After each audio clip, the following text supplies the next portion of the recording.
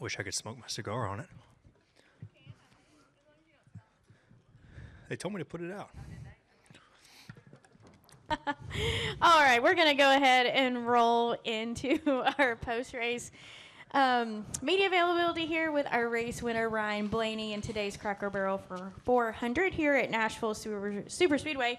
Ryan, obviously, it feels like you're soaking this one in a little bit. You have your drink, you were smoking a cigar, you were extremely excited out on the start-finish line.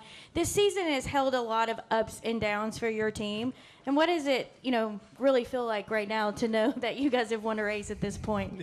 Yeah, I think it means a lot because, you said it perfectly. Just been pretty rocky this year and had a lot of, misfortune and a lot of down times, just, crappy things happening to us. And it's like, man, what do we got to do to, just finish these races or close one out and just kind of things go our way. And, so I think that was more, it's kind of like I don't want to say relief, but just like, okay, finally, like nothing crazy happened and we were able to just run our own race and bring the speed and execute and do our job very, very well.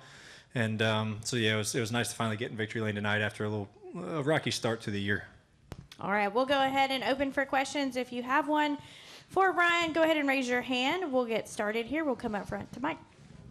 Ryan, did you do anything different? I mean, Started this week. Yes, we sure did. Yeah. Absolutely. You came by the office. Thanks for that. We were your good luck charm. That's right. Did you do anything different in this race different from last week or any of the DNFs? No. I didn't do anything different. Things just, didn't kind of go sideways for us. No, everything just kind of went smoothly, went like a normal race should go, and we executed like we should, and the speed in our car was good. It's just, it feels like those races for our team were hard to come by, just like nothing funky happening or like nothing playing out, the normal way. But it's nice it finally went that way tonight. The fastest car won the race, and nothing wacky happened that we, had a, couldn't win the race. But no, I mean, didn't do anything different last week from this week. I'll tell you, I love my guys because, we didn't finish the race last week. It's been a rough year so far, and they don't ever think anything negative ever. They just go to the next week and the next racetrack and prepare like we're going to win the race, and prepare like the championship team that they are, and they don't let anything bother them. That's why I love being with the group of guys that I'm around. Is they have that mindset and that mentality, and I'm really proud to have that and share that with them. And that's a special group to be around when you all can share that same mindset, no matter how good or bad things are going. You just focus on next week and you focus on how to do the job the best you can. All right, Mark, go ahead. Mark Garrow, PRN. Congratulations, Ryan. How important is it to win early enough in the regular season where you've got some runway left and you can kind of start preparing for the playoffs? Is it important to have some of that time or no? Yeah, I think it is. Honestly, I don't think that anybody lays up after they win a race. It's not like they go on this whole science experiment type thing, right? Because being top 10 in points matter in the regular season. It's playoff points. You still want to run well. You still want to win races. But it does matter. It just kind of sets it all at ease. Like, okay, we're in the playoffs. All that stuff's good. Nice to just kind of finally get the monkey off your back and win a race and then move on, and to go try to win more. So it is important. Obviously, I would have liked to have won a little earlier, and I feel like we had great shots to do it. It just didn't really happen for us. But yeah, it's really nice to finally get in victory lane and have that little sense of ease in your brain. And what does it do for Penske to have all four cars at this point qualified for the playoff? Does that make you guys tougher to deal with down the road? Yeah, huge. I've been really proud of Team Penske and the Wood Brothers speed this year so far, through the first dozen races. For the last couple of years, we've struggled a little bit kind of getting going before the summer months. And then we figured it out, come the fall and things like that, or late summer. But I thought we just fired off this year with tons of speed. And I was really proud of their efforts over the winter for that and carrying over what we accomplished at the end of last year. and bringing it bigger and better at the start of this year. So it's great to have everybody with a win and everybody locked in there, and hopefully we can just continue to rack it up. It's nice that we have all the speed, and all the teams are working very well together right now between myself and 22 to 21. We're all really in sync right now, and that's tough to get when all 4 teams are really communicating great. We're playing off of each other. That's a good thing we have going on at our race shop. Hey, Rod. Jonathan Howard on 3 Sports. Not to move on too quickly from this win, but with Michigan and Pocono coming up, 2 tracks that you've had success at, what is the mindset, coming off this win? Of course, you want to win more, but do you feel good about your chances? Hope so. Yeah, we'll see. Michigan's kind of a unique place, and but I feel really good about how our kind of mile-and-a-half program has been this year. That's bigger than a mile and a half, but a lot of same tendencies as some mile-and-a-halves that we go to, and so yeah, I'm just curious to see where we're going to be at next weekend. The run we had at Pocono last year was definitely good. Getting a victory lane there, so you just hope to keep building off of those things. So yeah, it definitely makes me look forward to next week, and I always try to look forward to the next week. Like, no matter if we win the race or we run 35th, like I always just try to close the book, Monday morning and move on to next week and look forward to having a shot at winning, running well. So yeah, I think it bodes well. Like I said earlier, I think our speed is really, really good, and that is kind of across short tracks and speedways and mile and a halves and 2 miles. So hopefully we can have a good run. It's a big weekend next week for Ford and RP, being in their backyards. So. And it felt like everybody wanted to take the IndyCar drama from the Indianapolis 500 and put it on this NASCAR organization as well. What is it? You and Joey have great runs tonight, and you get the win. So what is it to be able to move on from that and prove that, that has nothing to do with you all? Well, it's, hey, I hated it for those folks over there, last week at Indy, and, for those guys to have to go through that. And, the people that got let go were really prominent figures, in the company, and it definitely stunk. But, on our side, we just focused on kind of what we were doing, and RP told us all, like, things happen, and we've done things about them, and we're going to move forward. And what's the next step, and how do we move on from this? And yeah, I mean, we had to hear all week that Penske cars are bad because the IndyCar guys got caught, and that's why we were bad at Charlotte. And then we come here tonight and kick everyone's ass. So ebbs and flows of this sport. It's crazy, but it's nice to. I'm excited to talk to Roger because it's been a tough couple weeks for him, and I'm really excited to talk to him on the phone tonight and kind of share some joy with him. All right, Steven, go ahead. Stephen Toronto, CBS Sports. Just on the subject of what you were just talking about, I saw Joey come over to Victory Lane to congratulate you. Austin did the same thing. Is there an extra, in regards to all the IndyCar drama going on, is there an extra element of, hey, let's circle the wagons at Team Penske, or is that just a matter of, I know last year you came over to congratulate Joey. Is that just a matter of doing the same as you do or they've done for you? We've always been that way. I mean, we've always supported each other. No matter really who wins, you always, if you can go see him in Victory Lane, you do. If not, you'll see him on the plane that night, and you always talk and cut up with each other. And, I think we have this unique relationship in the Penske building that's just expected by Roger of, like, we are Team Penske. We're a one team, and we support each other, and we share all this information.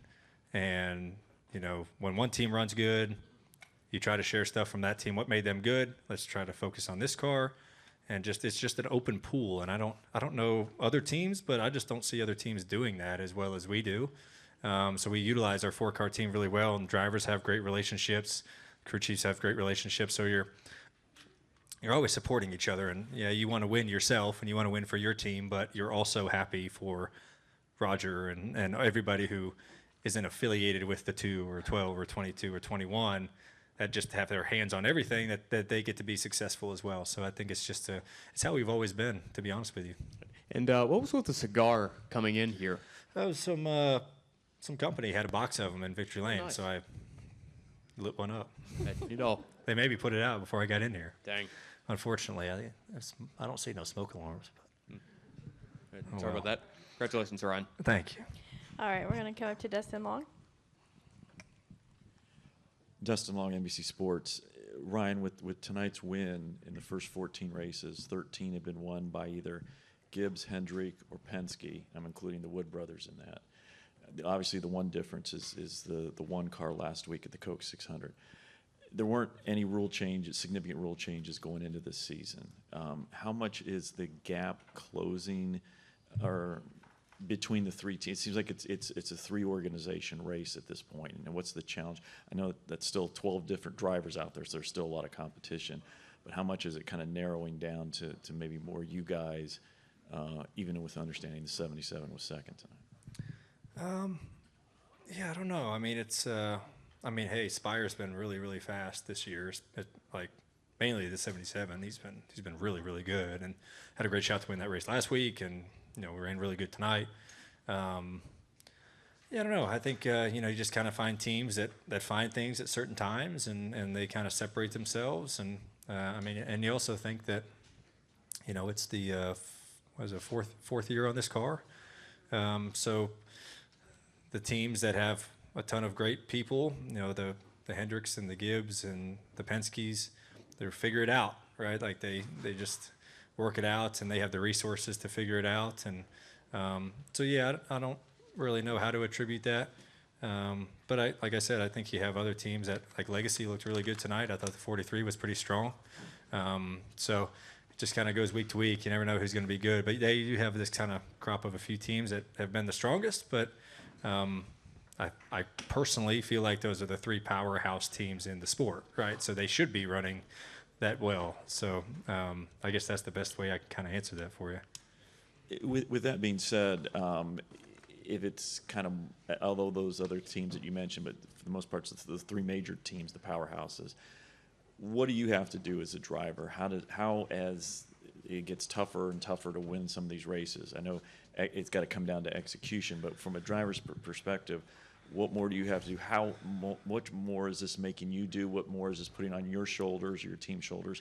Because the gap is narrowing between the top teams. Yeah, I mean, there's I guess from a driver perspective, I've probably prepared more than I ever have as far as the details, because all those little things matter more than they ever have. Your gap or your, you can't make mistakes anymore as a driver. Like, if you make one mistake, no matter what it is, not even speeding, if you slip big one time and you lose 2 or 3 spots, it's a good shot you're not going to get those back. You make one dumb move and choose something wrong, you're not going to get it back. So mistakes you definitely cannot afford those, but at the same time, you have to push the limit every single lap because the speeds are so close and the competition is so close. So I was worn out tonight. I mean, I had a 3, 4, 5 second lead at one point and I was driving my ass off 110% every single lap, just because that is what I have to do to keep the pace that I need to stay in front of everybody. So it's just everything, the gap's narrowing. Drivers have to be more perfect than ever because the competition is very, very close. So what was that like when you were racing there with the 11 and the 24 at times? I mean, on the outside it looks spectacular racing when you're there, but how close were you to losing it? How much were you on edge? How much? What did we not see? And how difficult Yeah. it was? And what you had to do? I was on edge. There was a couple times where Denny and I were on edge. There was a couple times where he slipped pretty big in front of me. He's pushing the limit. I'm pushing the limit. When I went 3 wide bottom on the front stretch, I got to do that. I cannot sit there and just run behind those guys. I have to do that. And it's a risky move. Going on the apron and entering as low as I did into one is not ideal. It's not where you want to be. I said on the Amazon thing, I was like, I didn't enjoy being down there, but I had to go down there.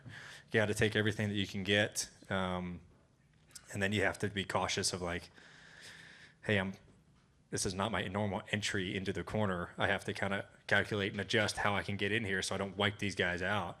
Yeah, you have to take chances and risks, but you can't afford mistakes. Like, that's the double-edged sword of it. You're 110% every lap. You have to take risks, but you can't afford mistakes. And all those things have to come together to run well and win. It's pretty wild.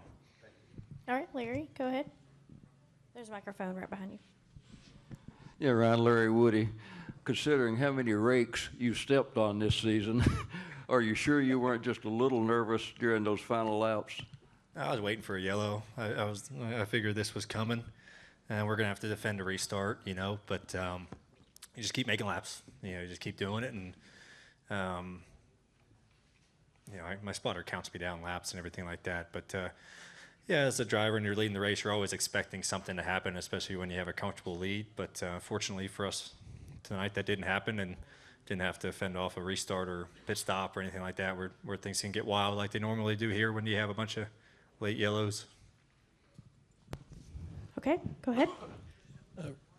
Ryan, Bubba fought back from an early pit road penalty and finished sixth. And on the post race, he got emotional talking about being a new father and this change in his life. What has it been like to see your friend enter this new stage in life, and how has that changed him as a person and as a driver? Yeah, he's a mushy teddy bear now. Yeah, it's cool, man. You know, Bubba and I known each other for 2 decades, 20 years, and raced together, grew up together, live 5 minutes down the road from each other nowadays, and really good friends. And yeah, it's cool. It's cool to see kind of. It's weird when you get to that period of life, like where you're either, whether it's yourself or your friends are going through like big transitions, like getting married, or having kids, and things like that. And so it's great. I'm happy for him. I'm happy for him and Amanda. It's been a pleasure to, you know, just be close to them. You know, looking forward to seeing Bex on our plane ride home. I'll fly home with them here in a little bit. They're probably waiting at the airport for me. But yeah, it's been cool to see. You know, I'm sure it changes you, right? I can't speak to that matter. I'm not a dad, but you know, just to see his change and his outlook on life and his attitude about everything, it's cool to see. And I see it a lot because I spend a lot of time with him. And we're going to take one final question up front here from Deb Williams. Deb Williams, Auto Week. Ryan, I kind of want to go back to what you were talking about, the relationship there at Penske among the drivers and crew. Do you think that that is a result of people being there for so long and the promotion from within? For example, you've got Michael Nelson now over the NASCAR operation, and Mike started as a data acquisition engineer and was the team engineer for Newman and Borland when they first started. So do you think that plays a role in that? I definitely think it does. You know, I just think it's like Roger's incredibly smart at hiring people who he think are going to work well together.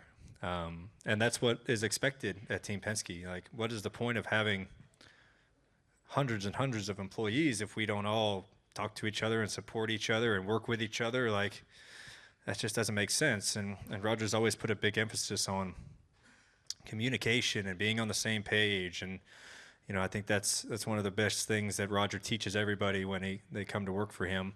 And I think it's not a surprise. Like you said, Michael's been there for 17 years. Yeah, I mean, there's a wall at Team Penske for 10 years, 20 plus years.